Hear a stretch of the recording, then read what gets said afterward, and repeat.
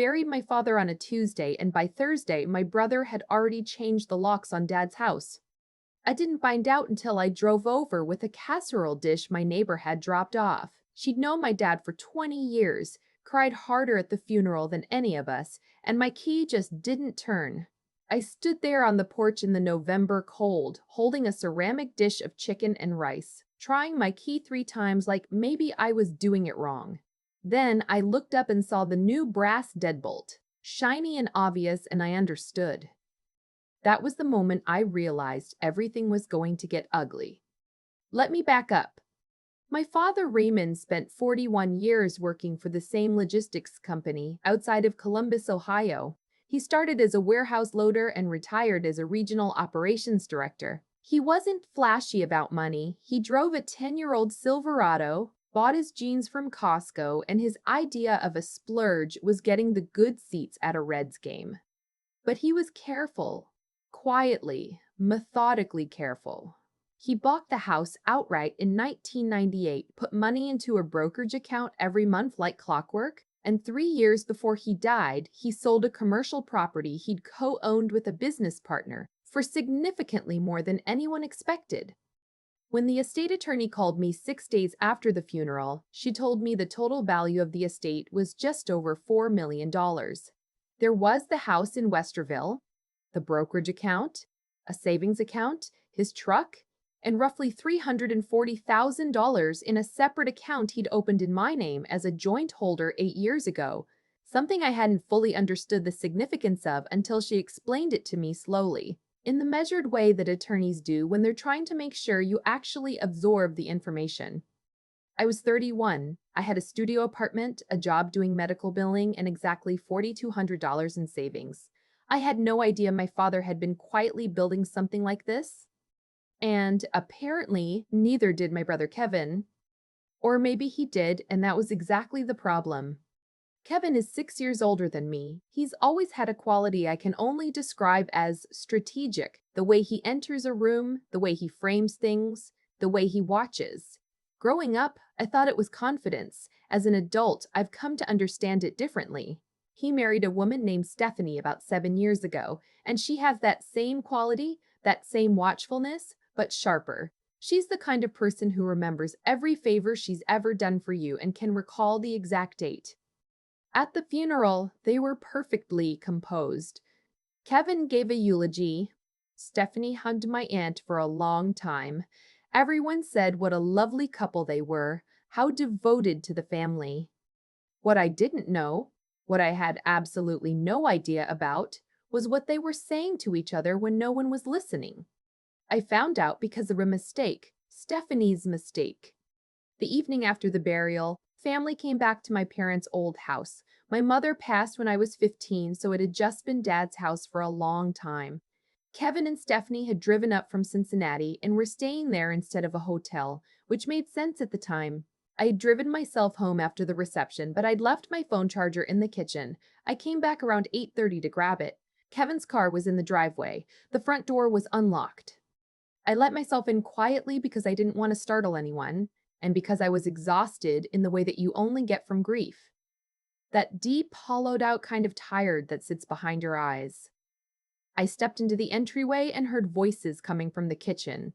I thought I'd just wave, grab my charger, and leave. But then I heard my name. "She doesn't even know what she has access to," Stephanie was saying. "The joint account alone. If we move fast, before the estate goes through probate, she won't understand what she's signing." I stopped. I stood very still in the entryway. The coats were hanging right there on the rack, the same rack my dad had built himself out of barn wood when I was in middle school. I remember staring at it. "She trusts me," Kevin said. "That's not going to be a problem." "The attorney is the problem. She's going to tell her everything. We need to talk to her before that meeting." "I already have a call scheduled." "Good. And the house, I want the house, Kevin. That's non-negotiable for me. Your father would have wanted us to have it. We can position it that way. She can take the cash accounts, we take the property." I don't know how long I stood there. Long enough that my feet went cold. Long enough to hear Kevin agree. long enough to understand that the call he had scheduled with my father's attorney wasn't a call about grief. It was a call about strategy. I left without the charger. I sat in my car in the driveway for a few minutes, shaking a little. I didn't cry. I was too numb for that. I drove home and I sat at my kitchen table and I made myself think very clearly about what I had just heard. Then I called the estate attorney at 9 o'clock at night. She didn't pick up, obviously, so I left her a voicemail. I said, "This is her daughter. Please don't take any calls from my brother or his wife regarding the estate without me present. I'll explain when we speak." I was calm. I surprised myself with how calm I was. She called me back at 8 the next morning.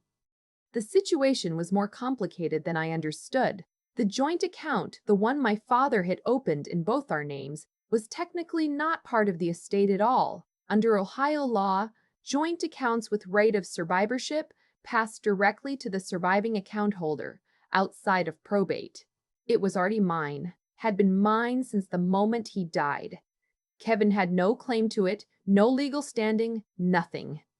But here's what Kevin apparently did understand. I was not a financially sophisticated person. I had never dealt with anything like this. And if he could get me to sign something, a family agreement, a reallocation of assets, anything informal, before I understood what I was actually entitled to, he might be able to shift the math in his favor. He didn't know I'd been standing in the entryway. He didn't know I'd already called the attorney. He called me that morning at 10, right after I'd gotten off the phone with her. He was warm. He was the version of Kevin I'd grown up believing in. Older brother, steady, reliable. He told me the grief was hitting him hard. He talked about Dad for a while. Then gently, he mentioned that he'd been thinking about the estate, that he hoped we could handle it together as a family without it getting complicated, that he had some ideas about how to divide things fairly. "I'd actually love to talk through those ideas with you," I said. "Can we do it with the attorney present? I already have a meeting scheduled for Friday." A pause, brief, but there. "Of course," he said. "Whatever makes you comfortable." He showed up to that Friday meeting with Stephanie and a man I didn't recognize who turned out to be their own attorney. I showed up with my father's attorney and a notepad. Kevin looked at me when I walked in, really looked at me, and I could see the recalibration happening behind his eyes. I didn't say anything. I just sat down. My father's will was clear. He'd updated it 14 months before his death after the commercial property sale. The house, the brokerage account, and the savings account were to be split equally between Kevin and me. The joint account, as the attorney had already explained, passed to me directly by operation of law. Kevin's share still amounted to well over $1 million. There was nothing unfair about it. There was nothing to contest. But Stephanie contested it anyway. She said the joint account represented an undue preference. She said my father had been in declining health and may not have understood what he was doing when he set it up. She said, and this is the part that still makes my chest tighten, that I had probably influenced him, that I'd always been the favorite, that Dad and I were enmeshed in a way that wasn't healthy and had clearly affected his financial decisions. Kevin sat next to her and said nothing, just let her talk. I thought about the way my dad taught me to drive in an empty parking lot when I was 15, a few months after my mom died. I thought about how he used to call me every Sunday evening without fail for 16 years. I thought about how when I got the flu last winter, he'd driven 2 hours from Columbus to drop soup on my doorstep because he said he just wanted to make sure I was okay. I didn't say any of that. I just let our attorney respond. The claim went nowhere, legally speaking. The account had been established 8 years prior, well outside any window of concern regarding his health or capacity. There was no evidence of undue influence. There was nothing to support it. Kevin's own attorney seemed to understand this because he was quiet through most of the meeting. But something about being accused of manipulating my dying father, of engineering my own inheritance, of taking advantage of the man who drove 2 hours to bring me soup, broke something open in me that I hadn't expected. I cried in my car after that meeting, the ugly kind, the kind that hurts your throat, not because I was scared about the outcome, but because I'd had to sit in a room and defend the relationship I had with my own father to my own brother. Because Kevin had let Stephanie say those things and hadn't stopped her. because for a few hours, I genuinely didn't know who my family was anymore. I want to be honest. There was a part of me even then that wanted to call Kevin and ask him to explain himself, to hear that Stephanie had pushed him into it, to get some version of a story that made him the person I'd grown up thinking he was. I didn't call. Instead, I let the legal process move forward. Kevin received his share, more than $1 million, without any further challenge from me. I received mine. The estate closed in February, about 3 months after the funeral. I haven't spoken to Kevin since the attorney meeting. I've gotten 2 text messages from him, one around Christmas, one in March. Both were short. The Christmas one said he hoped I was doing okay. The March one said he thought we should talk when I was ready. I read them both. I didn't respond. Stephanie sent me a Facebook friend request in January. I stared at it for a while. Then I archived it. People ask me if I'm angry. The honest answer is that the anger was loudest in those first few weeks when I was still sorting through everything. Now it's quieter. What replaced it mostly is grief, but a different kind than the grief of losing my dad. This is the grief of realizing that someone you loved and trusted had a version of you in their head that you didn't recognize, and that when things got hard, they chose that version over you. Kevin decided somewhere along the way that I was an obstacle. Maybe he'd been deciding it for years and I hadn't been paying attention. I don't know. I may never know. What I do know is this. My father opened that joint account 8 years ago. He didn't tell me to invest it or to spend it or to do anything in particular with it. But when I asked him once why he'd done it that way, set it up jointly instead of just leaving it in the will, he said something that I've come back to a lot since then. He said, because the will can be argued with, your name on the account can't. He knew something about the way families work when money enters the room, and he arranged things so that no argument could touch what he wanted me to have. I used part of it to put a down payment on a condo, my first home. It has a little balcony where I can put plants, which is something I've wanted for a long time. I spent one Saturday afternoon in April arranging a row of small clay pots out there. Rosemary, thyme, a cherry tomato plant. I'm genuinely unsure I can keep alive.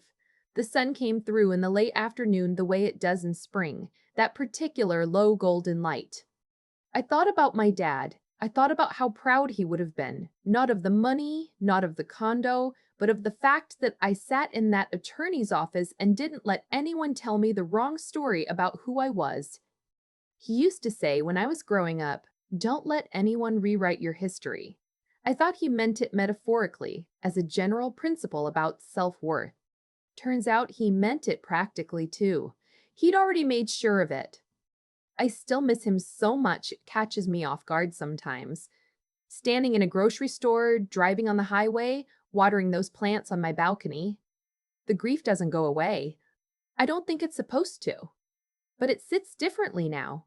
Lighter maybe, or at least more familiar. I don't know what Kevin's life looks like right now. I don't check. I hope he's okay in the way that you hope for someone you've had to let go of. Not warmly, not closely, but genuinely. I hope he figures out whatever it was that made that Friday meeting feel like the right thing to do.